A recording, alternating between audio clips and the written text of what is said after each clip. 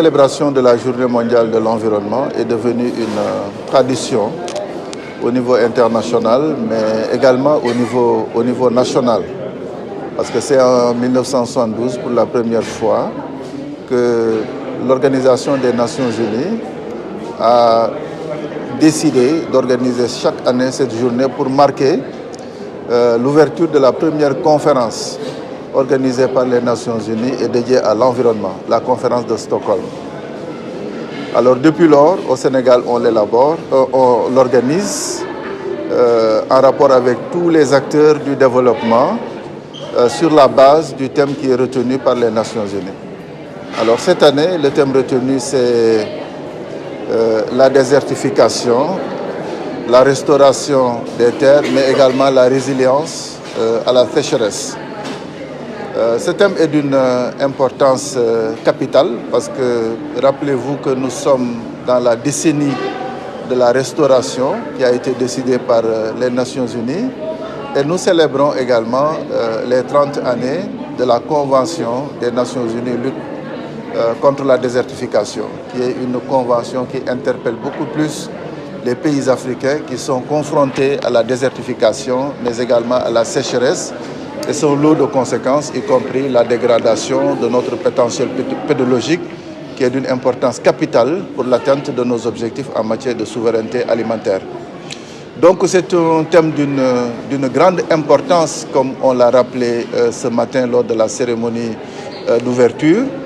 Et les débats que vous suivez actuellement avec le panel scientifique est en train d'approfondir cette thématique pour montrer un peu les interrelations avec toutes les politiques de développement que le Sénégal est en train de mettre en œuvre.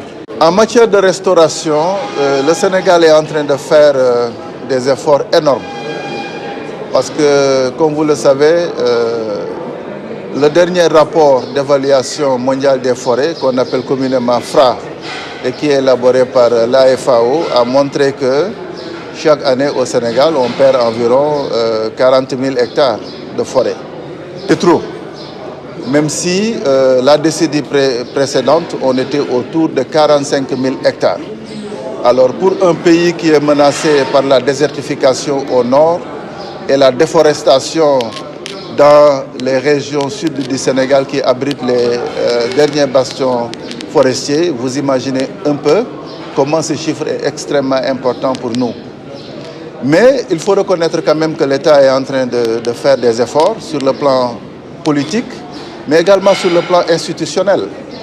C'est d'ailleurs tout le sens de la création de l'Agence sénégalaise de la reforestation et de la Grande Muraille Verte, dont le directeur général est ici, à côté de moi, et dont la vocation n'est plus de travailler pour le développement des activités forestières au niveau du tracé traditionnel de la Grande Muraille Verte, mais de reforester toute la superficie du Sénégal, tout le Sénégal. Là où nous avons perdu des forêts, l'agence est aujourd'hui engagée avec les communautés, avec les partenaires au développement pour restaurer cette couverture forestière.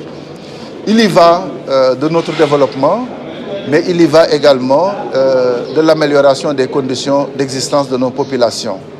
Sans compter maintenant tout ce qu'une direction comme la direction des eaux et forêts est en train de faire en matière de création de pépinières, en matière de reboisement, mais également en matière de surveillance et de protection de notre potentiel forestier.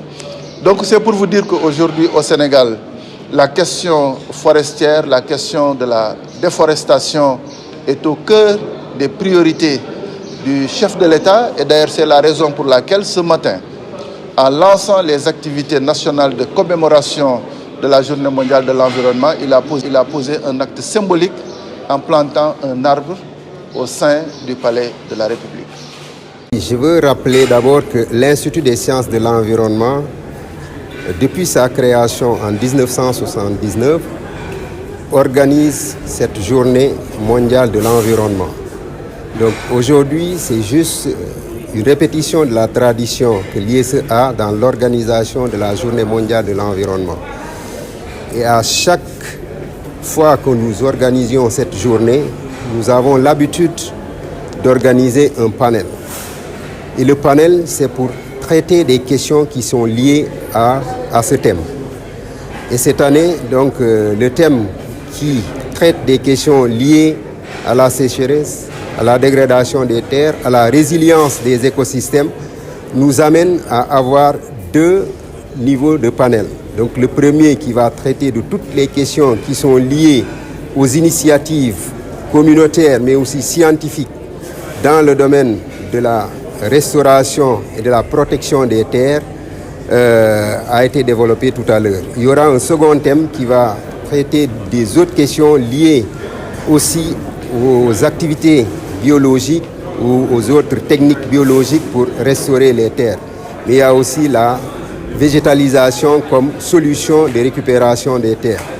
Et dans beaucoup de ces thèmes, on va voir la contribution de l'Institut des sciences de l'environnement qui est un institut de recherche.